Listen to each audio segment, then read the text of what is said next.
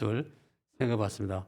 오늘은 요한복음 20장 말씀을 가지고 부활하신 예수님께서 바로 부활하신 메시아 왕 되신 예수님께서 자기 사람들을 파송하여 보내셨다는 사실을 생각하면서 은혜를 받고자 합니다.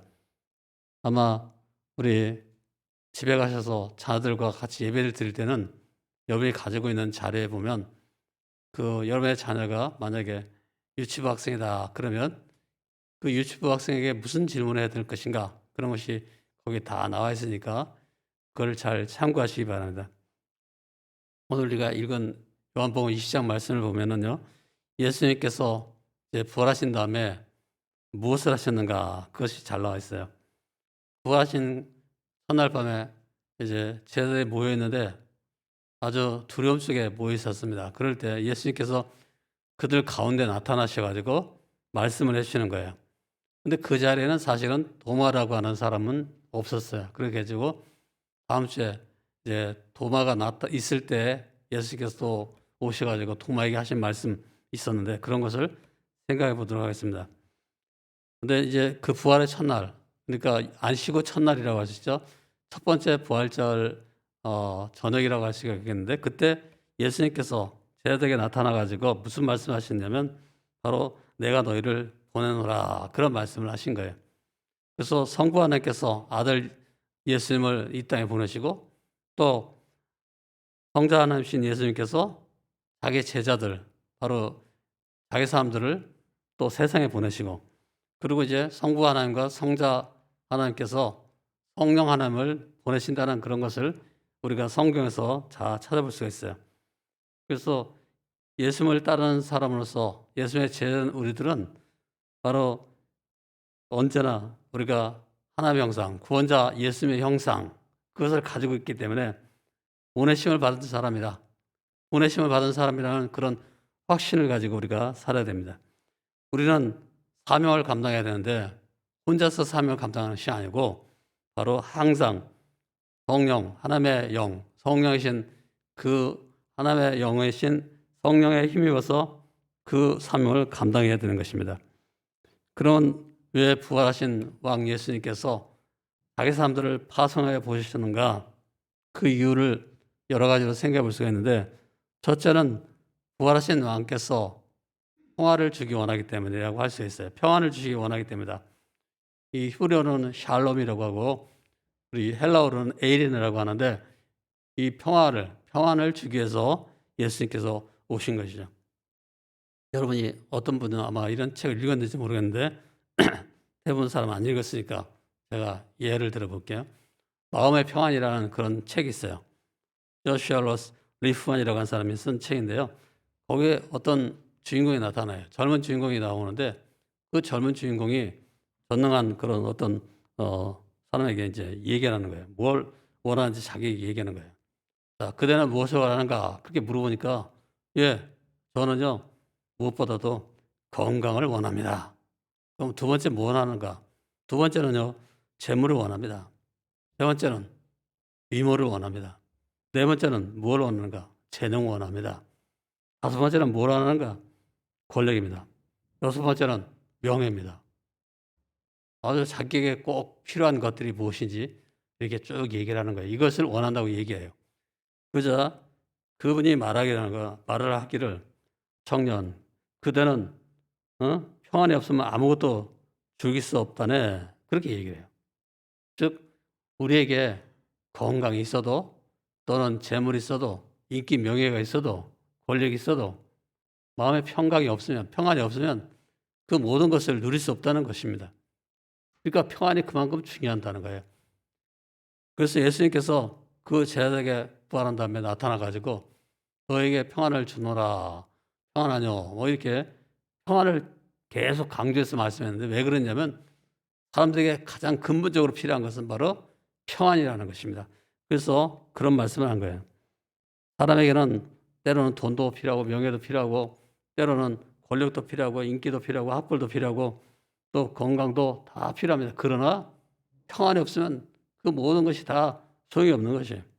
평안을 상실해버린 채, 잃어버린 채 그것을 다 누리지 못한다면 아무 소용이 없는 거죠. 여러분이 나는 행복하다라고 해도요, 평안하지 않으면 진짜 행복한 게 아니에요. 잠깐 후에 그것을 다 잃어버릴 수가 있어요. 그래서 세상 사람들은 다 누구나 다 평안을 원하는데 유대인들은 이것을 일찍 알았어요. 그래서 사람 만나면 샬롬, 평안하냐, 평안하십니까, 안녕하십니까, 평안하기를 바란다. 이런 축복의 말을 늘 했던 것입니다.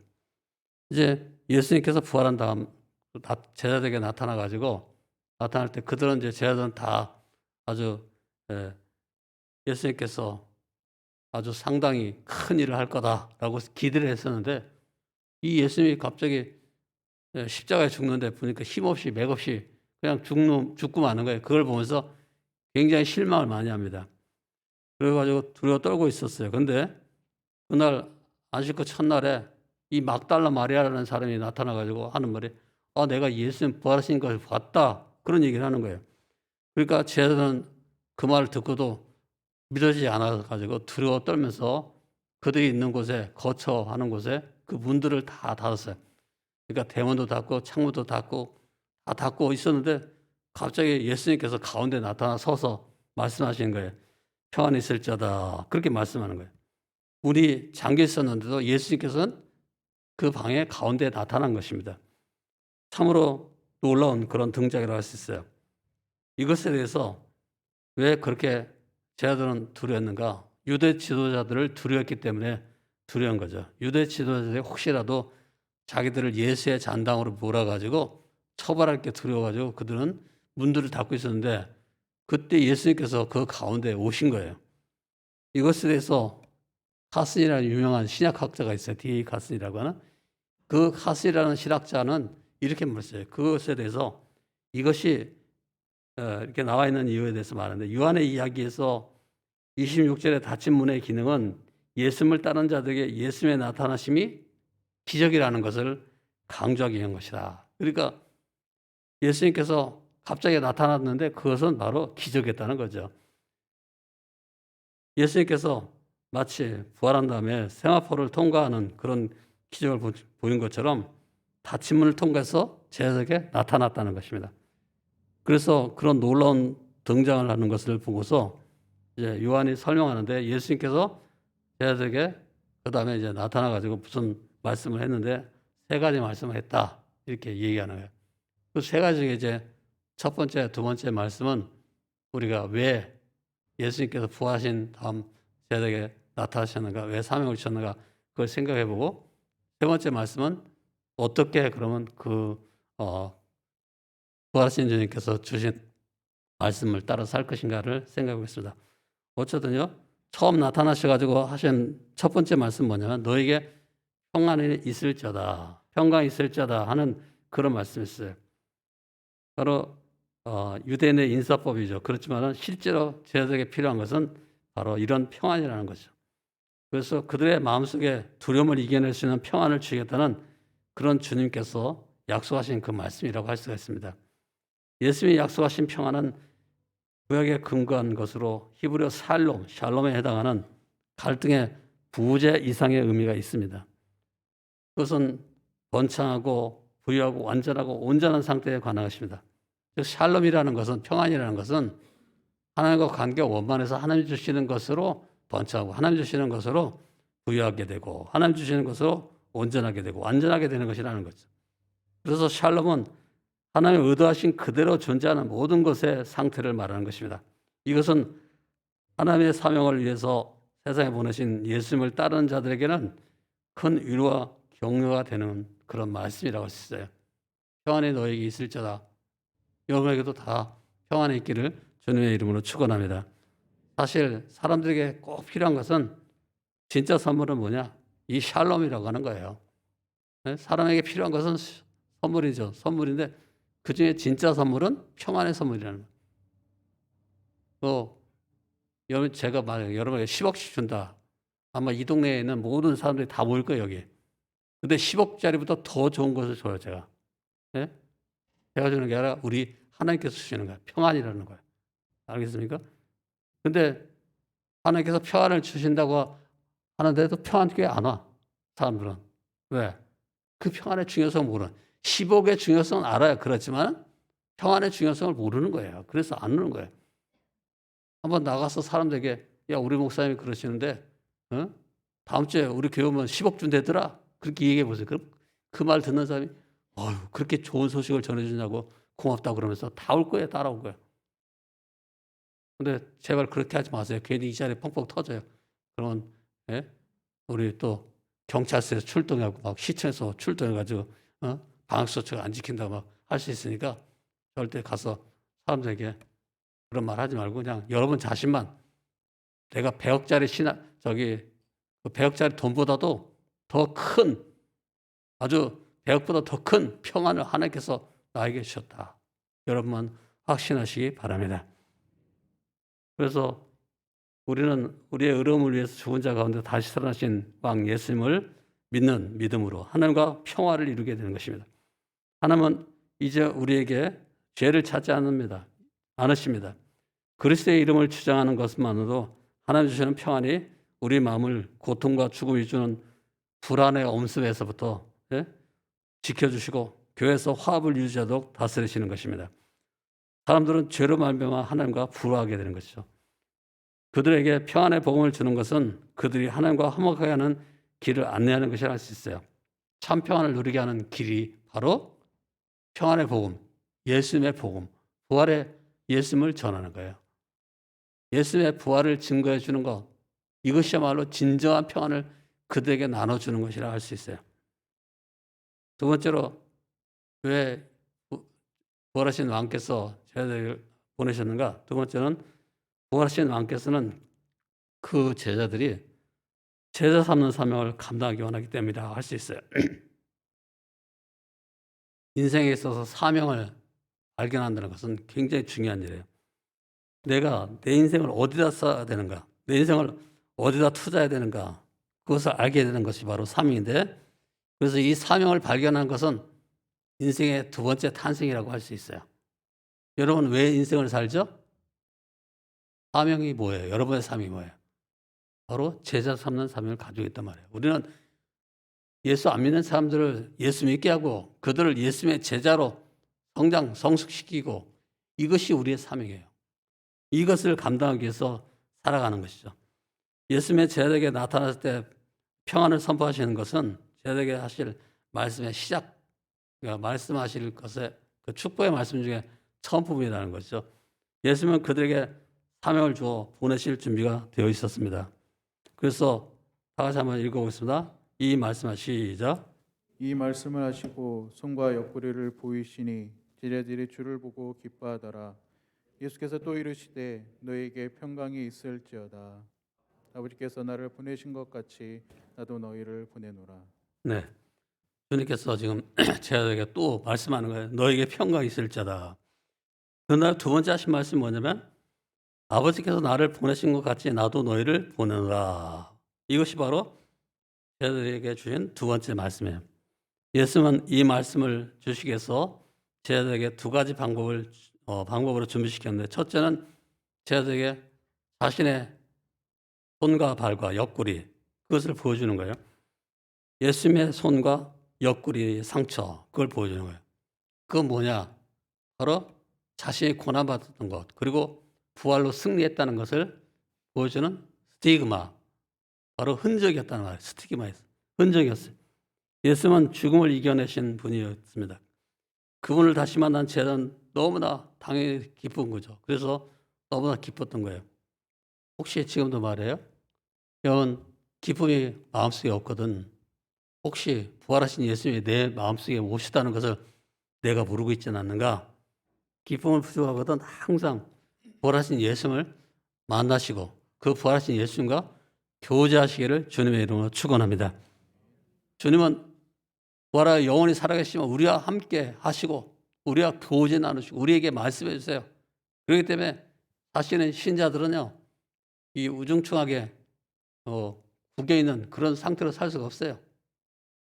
제가 이 설교를 하기 위해서 5년 전에 무슨 설교였는가 한번 들어봤어요. 그랬더니 이런 얘기가 나오더라고요.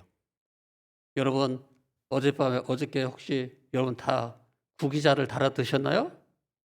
그러면서 얼굴이 구겨 있네요. 옆 사람 보세요. 그런 다음에 이렇게 말해주세요. 집에 가서 오늘 꼭 피자를 사 드세요. 그렇게 얘기를 하더라고요. 여러분도 지금 한번 옆 사람 보세요. 옆 사람의 얼굴이 구겨 있어요? 아니면 펴 있어요? 어? 모르겠어요? 마스크 써서 잘 모르죠. 예. 근데 집에 가셔서 가족들과 더불어서 피자를 사가지고 맛있게 드시기 바랍니다. 피자 안 사시면 그냥 다른 거라도 뭐 하여튼 같이 드셔요. 얼굴 피게 좀. 예? 근데 우리가 얼굴 피는 방법은 뭐냐? 바로 부활하신 예수님이 내 마음속에, 내 삶 속에, 우리 가정 속에 계시는 거예요. 오시는 거예요. 그분을 만나는 거예요. 그러면 항상 즐겁고 항상 기쁘게 돼요. 그러니까 내게 기쁨이 없다. 그 말은 부활하신 예수님을 잠깐 저기 화장실에 가둬놓거나 아니면 다용도실에 가둬놓거나 또는 어떤 다른 곳에 잠깐 모셔놔서 거실에 여전히 내가 떡 자리하고 예수님은 거실에 계셔야 되는데 안방에 계셔야 되는데 안방에 안 계시고 그냥 나 혼자 사는 거예요. 그러니까 그것도 나 혼자 살면 얼마나 좋아요. 나 혼자 자고 있어요. 그게 문제예요. 그래서 예수님이 오셨는지 안 오셨는지도 모르는 거예요. 영적으로 잠이 들어 있어서. 그래서 그러는 것뿐이에요. 여러분, 부활하여 살아계신 예수님은 여러분의 삶 가운데 찾아와 이미 계십니다. 그 부활하여 살아계신 그 예수님과 교제 나누셔서 늘 얼굴을 기쁘게 피고 사시길 바랍니다. 예수님께서는 제자들에게 평강이 있을지어다 그렇게 말씀한 다음에 아버지께서 나를 보내신 것 같이 나도 너희를 보내더라 그렇게 말씀해요. 참으로 뜻밖의 위임을 하시는 거예요. 위임, 맡겼다. 그래가지고 맡겨주시는 거예요. 요한복음에서 예수님은 자신을 하나님께서 보내심을 받은 자로 자주 언급을 합니다. 그러면서 요한복음 4장 30절에 보면 나는 나를 보내신 아버지의 뜻을 행하려 이 땅에 왔다. 그런 얘기예요. 요한복음 5장 30절에도 나를 보내신 이의 뜻대로 하려 함으로 내 심판이 의롭다. 그랬어요. 그 다음에 요한복음 17장 21절에 보면 아버지요. 아버지께서 내 안에 내가 아버지 안에 있는 것 같이 그도 다 하나가 되어 우리 안에 있게 하사 세상으로 아버지께서 나를 보내신 것을 믿게 하옵소서 이렇게 기도를 해요. 즉 자신이 그냥 온 게 아니라 보냄받아 왔다는 것을 늘 얘기하고 있어요. 이제 하나님 아버지께서 자기를 보낸 것처럼 자기도 제자들을 세상에 보내신다는 거죠. 그래서 게리 버지라고 하는 학자는 그 예수님의 보내심에 대해서 이렇게 설명했어요. 다 같이 한번 읽어보시죠. 시작. 예수님이 세상에서 하나님의 특별한 대리자이셨던 것처럼 그분의 제자들도 예수님의 대리자가 되어 세상에서 일하며 하나님의 살아계심과 예수님의 진리의 말씀을 증언해야 한다. 네, 우리 김영호 성사님은 큰 소리 잘 읽었는데 다른 분은 읽다가 안 읽었는데 왜 안 읽었는가? 브랭크 있어가지고 안 읽은 것 같아요. 거기 빈자리가 있어가지고. 근데 그 빈자리에 대리자예요, 대리자. 그걸 써놓으면 돼요. 그러니까 하나님께서 예수님을 대리자로 보낸 것처럼 예수님께서는 이제 제자들을 대리자로 보내는 거예요. 우리가 다 대리자다 말, 대사다 말. 그래서 우리 인생을 가치 있게 만드는 것은 바로 내가 대리자의 사명을 가지고 있다. 예수님의 대사다. 그리스도의 대사다. 이런 의식을 갖는 거예요. 그래서 우리는 다 보내심을 받은 그런 사람이에요. 이 보낸다라는 라틴어는 미시오라는 라틴어인데요. 예? 하나님이 우리를 보내시는 사명이 있다는 거죠. 여러분 그런 게 있어요? 없죠? 제가 그냥 빨리 시프트 했어요. 그래가지고 팀 켈러부터 나오겠어요. 팀 켈러라고 하는 그런 유명한 그런 목사님이 얘기하시는데 뭐라고 했냐면 하나님이 당신을 불러 복을 주신 이유는 뭐냐? 반드시 당신을 내보내서 바로 복이 되도록 내보내시기 위해서 보냈던 거죠. 하나님이 왜 복을 줬냐? 반드시 당신을 내보내어 복이 되게 하시기 위해서입니다. 그러므로 그리스도인들은 자신의 감정적 필요를 채우기 위해 왔다가 집으로 돌아가는 영적인 소비자가 아닙니다. 사명받은 교회는 개인들로서 한 몸으로서 화면 가운데 서도록 훈련하고 격려하는 교회입니다라고 합니다. 그러니까 우리가 누구냐? 예수님의 대리인으로서 여기서 격려를 받고 다 집에 가야 된다. 그런 말. 우리가 주부이거나 우리가 학생이거나 우리가 교사이거나 우리가 의사거나 경찰관이나 또는 기술자이거나 상관없이 우리 모두는 다 예수 제자 삼는, 예수님의 제자를 삼는 삶을 위해서 부름을 받았다고 할 수 있습니다. 자, 우리는 다 예수님의 제자 삼는 사명을 가지고 온 거예요. 제가 한 11년 전에, 10몇 년 전에 홍콩에 한번 갔어요. 갔더니 우리 집사님 중에 이제 한 분이 홍콩 가서 사신 분 있어요. 저보고 아유 모처럼 이렇게 목사님 오셨는데 좋은데 모시고 갈게요. 그러면서 어떤 산에 꼭대기로 데리고 왔어요. 그 산 꼭대기, 그 산은 도풍산이라고 하는 산이에요. 근데 거기는 어떤 산이냐면 절 있는 산이에요. 절. 도풍사라고 하는 절이 있었어요.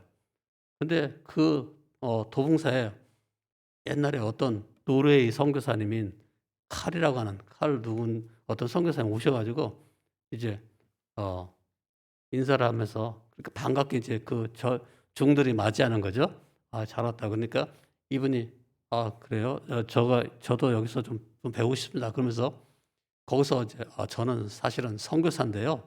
그래도 여기서 좀 배우고 싶네요. 하고서 10년을 그 도풍사에서 이제 머리 깎고서 중처럼 살았다고 할까요? 뭐 그렇게 이제 살고 있었어요. 근데 10년 동안 한 명도 전도 못 했어요. 근데 이분이 한 20년쯤 되었을 때부터 이제 전도했는데 그 도풍사에 있던 중 중에 200명쯤 되는 사람이 예수를 다 믿게 된 거예요. 그래가지고 그 도풍사가 뒤집힌 거예요, 완전히. 예, 그래가지고 만약에 이제 그 절에 가면 뭐 탑 같은 거 있잖아요. 예, 사리탑 같은 거 있잖아요. 또 뭐 꼭대기 무슨 뭐 절을 표시하는 그런 탑 있잖아요. 근데 그 위에다가 십자가를 다 세웠어요. 그래서 탑 꼭대기에 보면 십자가가 있는 거예요. 누구 때문에? 칼이라고 하는 그 노래의 선교사님 때문에.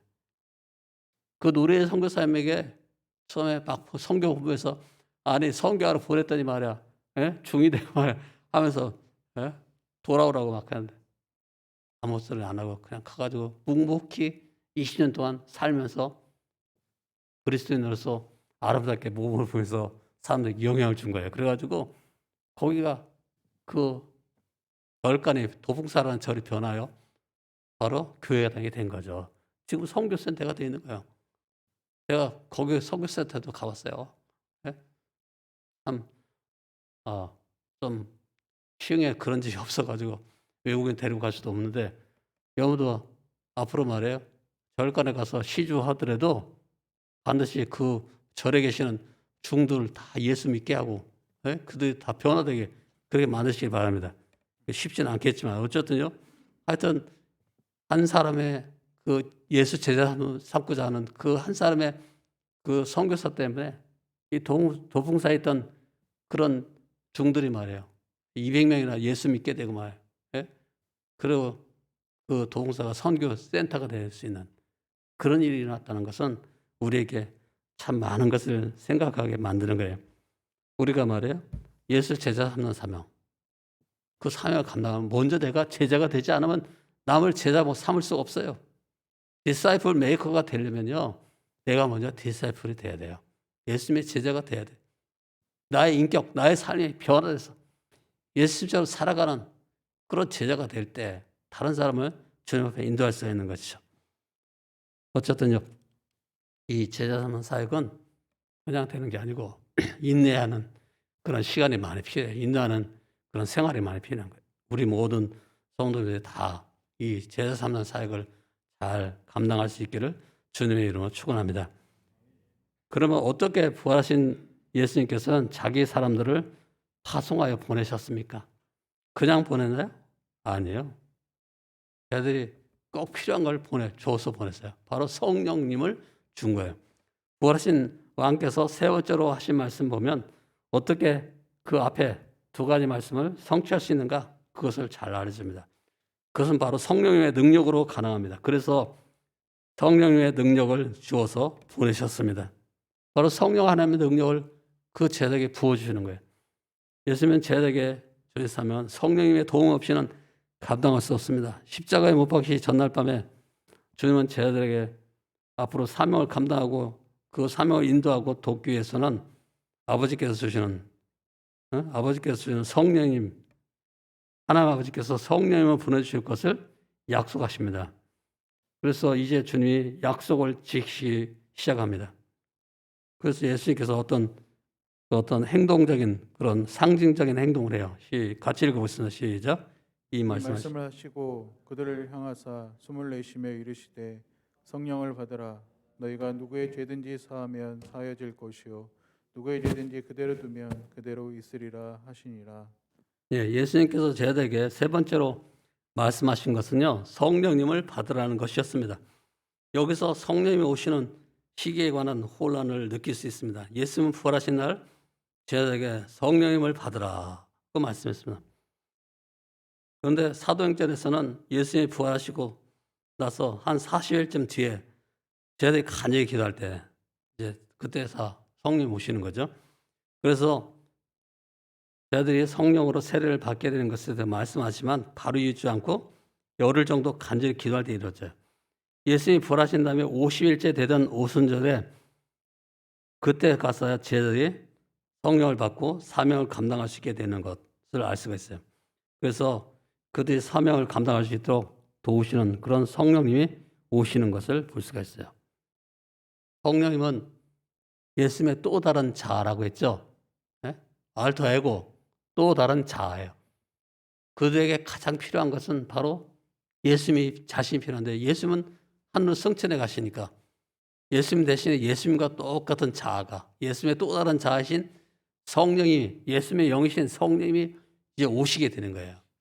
그래서 바로 그 예수님의 또 다른 자아였던 성령 하나님께서 제자에게 와가지고 능력을 주시고 능력 디나미스를 줘가지고 그들이 이제 사명을 잘 감당하도록 하는 거죠.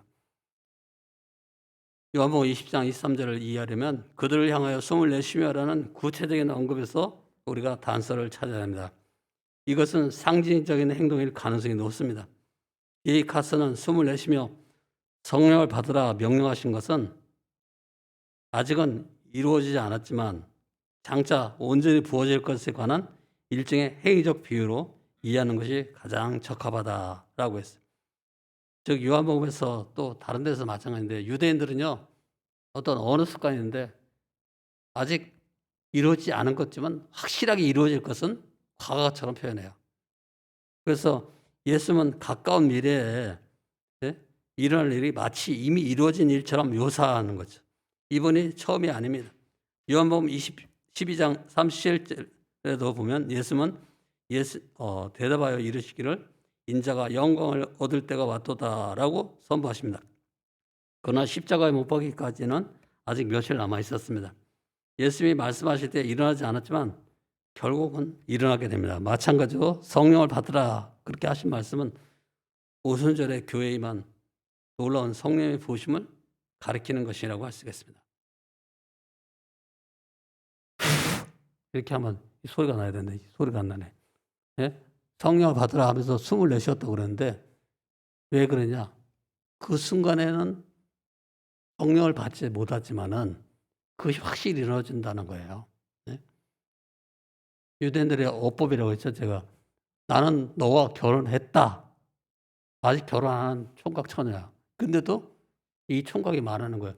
나는 너와 결혼했어. 그렇게 얘기해요. 그 말은 뭐예요?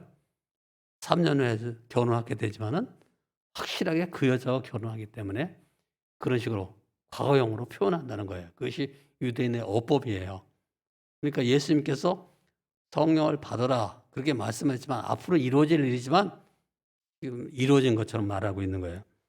어쨌든요, 이 예수 제자 삼는 사명은 성령님의 능력을 힘입을 때, 성령님의 지혜를 힘입을 때만 되는 것이죠. 우리 모든 성도들이 다 성령의 능력과 지혜를 다 힘입어서 항상 이 제자 삼는 사역의 사명을 잘 감당하시길 주님의 이름으로 축원합니다. 그다음 부활하신 왕께서 죄를 용서하시고 사죄를 선포하도록 보내셨습니다. 어떻게 이제 보내시냐? 바로 죄를 용서하라는 거죠. 사죄의 복음을 전파하라. 그것을. 성령의 선물은 죄 용서와 긴밀하게 연결되어 있습니다. 용서는 복음의 위대한 복입니다. 성령은 우리에게 복음을 선포할 힘을 주십니다. 그런데 죄 용서란 정확히 무엇을 말하는가? 그것은 우리 죄를 덮으시고 우리의 잘못을 계산하지 않으시는 하나님의 행위입니다. 바로 용서는 예수님의 십자가에서 죽으신 그 흘리신 피와 그 살찌기신 것의 희생에 기초하는 것입니다. 예수님의 죽음은 두 가지 표현이에요. 하나님의 사랑의 표현이고 또 하나는 하나님의 공의의 표현이란 말이에요. 그래서 그것을 믿는 자를 위한 것이고 하나님께서는 하나님의 공의를 만족시키는 것이 바로 예수님의 죽음이었다고 말할 수 있어요. 주님은 예수님을 믿는 자들을 의롭다고 선포하실 때 하나님이 의롭다고 용납해 주시는 것입니다. 주님이 예수 믿는 자를 의롭다 그렇게 선포할 때 하나님도 그래 맞아 저 사람은 너의 피값으로 죄 용서를 받았으니까 의로운 사람이야 라고 얘기한다는 거죠. 우리가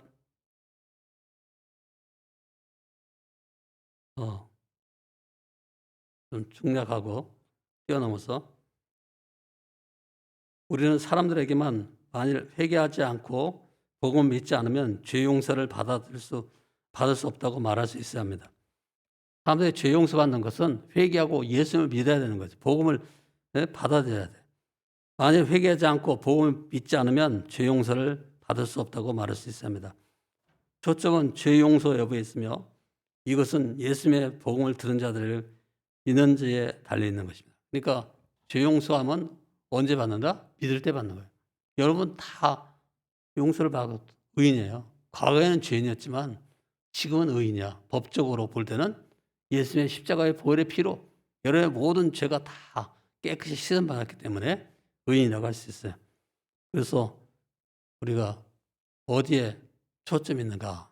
바로 예수님의 십자가의 죽으심은 죄를 용서하시는 그런 하나님의 사랑, 하나님의 공의의 표현이라고 할 수 있어요. 우리는 항상 이 사죄의 복음을 선포해야 돼요.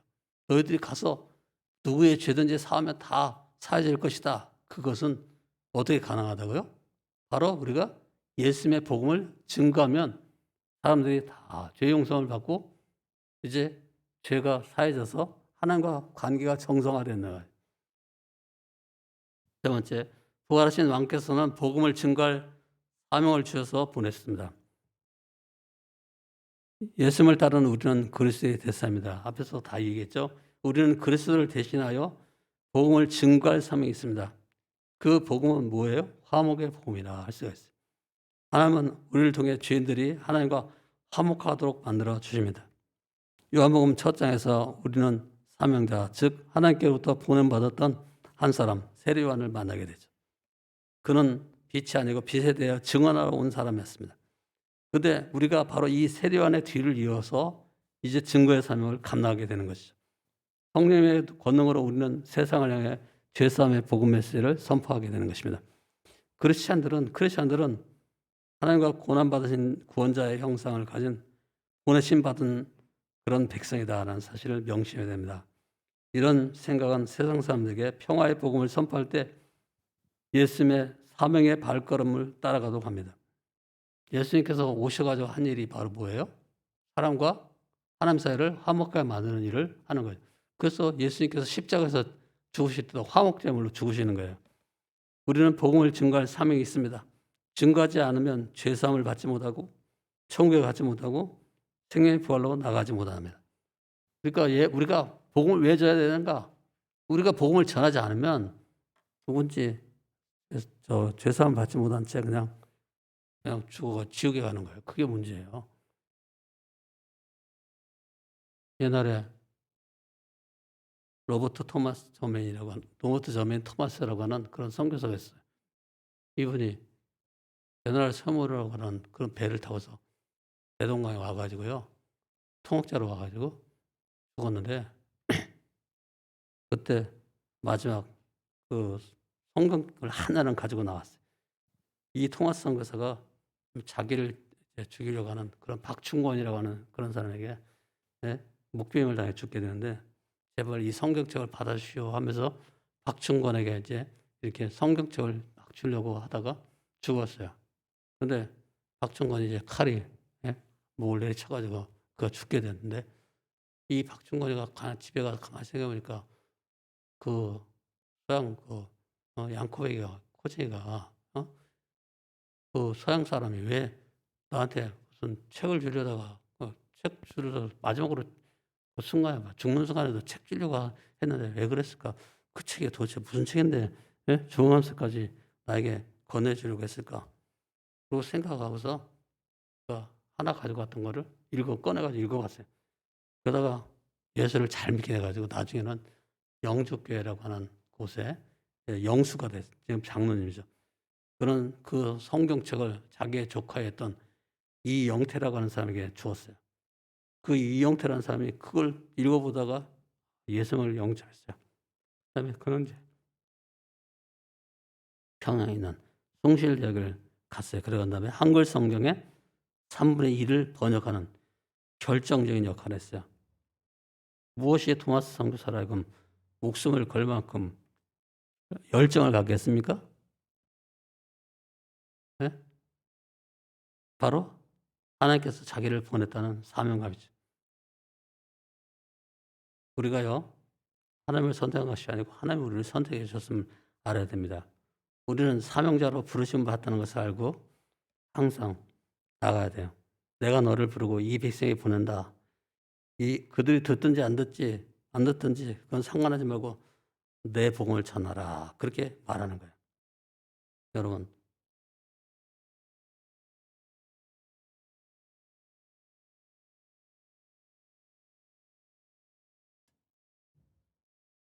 4월 17일 어제죠. 어제도 아르헨티나에 있는 어떤 노홍철이라고 한국 사람이 오후 4시에 소천했다. 그런 소식을 받았어요. 또 4월 14일에는 이준재라고 하는 선교사가 또 코로나로 66세에 세상을 떠났다. 여기서 한국에서 에어 뭐라 그러죠?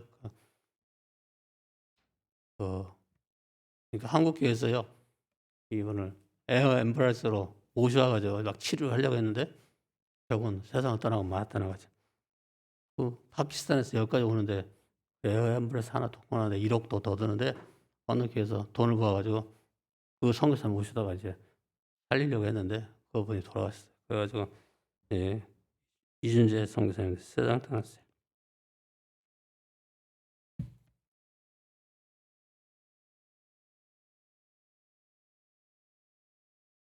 1885년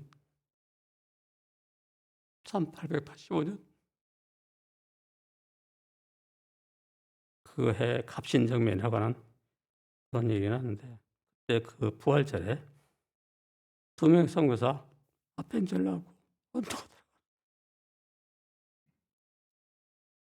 한국에 인천의 재물포항에 도착해서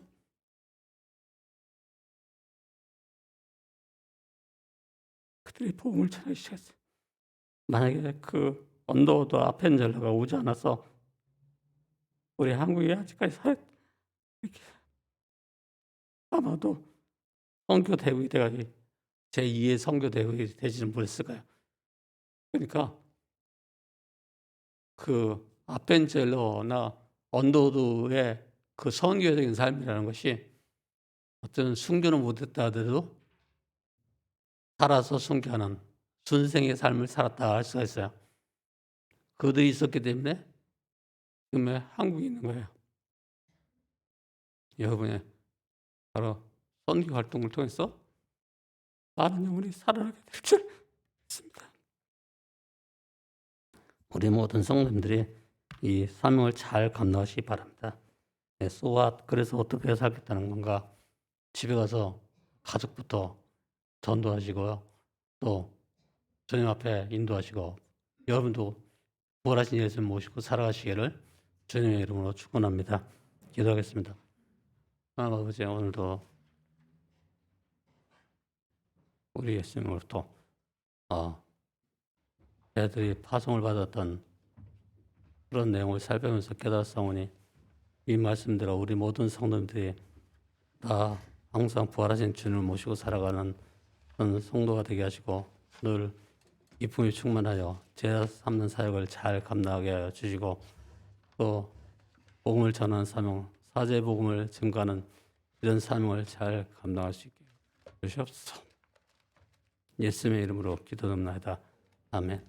지금은 우리 주 예수 그리스도의 은혜와 하나님 아버지의 영원무과 시사랑과 성령의 교통하심과 인도하심과 충만하신 역사가 오늘도 주님을 나가서 산부 예배에 참석한 모든 성도들과 저들의 가정과 또 우리 교우들과 우리 환우들 위해 또 열방에 나가서 복음을 전하고 있는 선교사들과 그들의 동역자들과 열방의 백성들 위해 지금부터 영원까지 함께 계셨기를 간절히 축원합니다.